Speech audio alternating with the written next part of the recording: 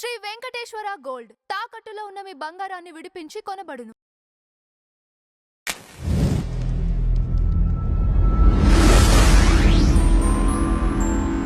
స్వామి, తిరుమలలో కుమారధార తీర్థం ఉంది కదా, ఏంటి ఈ తీర్థం యొక్క ప్రత్యేకత ఏంటి? కుమారధార తీర్థం దీనికి మనకి 2 పురాణాలు చెప్పారండి. ఒకటేమో స్కాంద పురాణంలో ఉంది ఒక చరిత్ర. ఇంకో చరిత్ర వచ్చేసి మార్కండేయ పురాణంలో ఉంది. ఓకే. మొట్టమొదటిగా మనం తీసుకోవాల్సింది ఏంటి అంటే, ఆ కుమారధార తీర్థం కంటే కొంచెం ముందుకి అక్కడ ఒక ఋషులు ఉండేవారు. ఆ ఋషి ఉంటే తనకి వయసు అయిపోయింది. వయసు అయిపోతే కుమార అని చెప్పి తన కొడుకుని పిలుస్తాడు. ఓకే.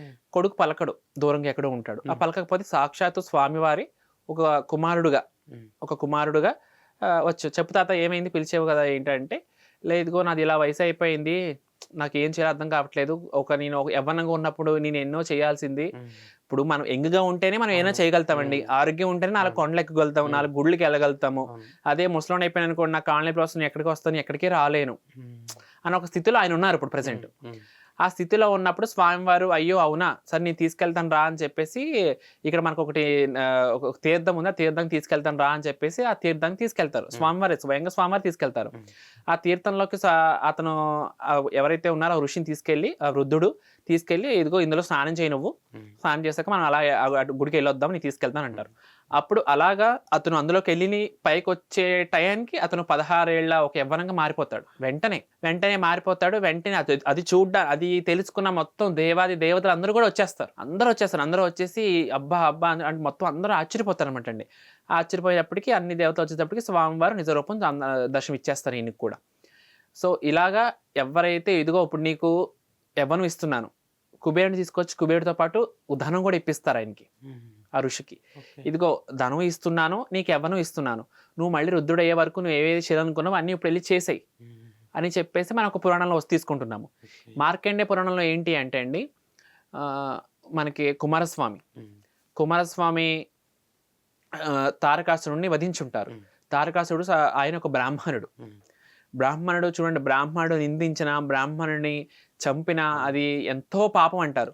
సాక్షాత్తు రాములు వారు మరి రావణాసుడు కూడా ఒక బ్రాహ్మణుడే, మరి ఆయన చంపినందుకే మరి ఎన్నో లింగాలు ప్రతిష్ఠించారు. అదే ఉద్భవంలో మనకి రామలింగేశ్వరం, ఇప్పుడు రాముడు ప్రతిష్ఠించింది కాబట్టి అది మనం రామలింగేశ్వరం అంటున్నాం చూడండి అది.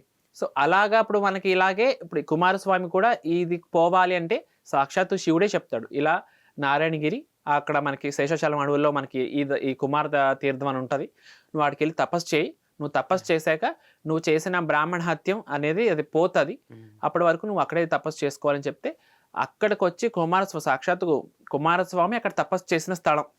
సో దానికి ఇది ఒక కారణం మనకు అలా కుమారధార తీర్థం అని. ఎవరైతే అంటే యవ్వనంగా అయిపోతాము అంటే అండి, ఇప్పుడు కలియుగంలో మనకి ఇవన్నీ కష్టం. అది ఎంతో మనకి పుణ్యం చేసుకొని ఉంటే మనం అలా వస్తాము.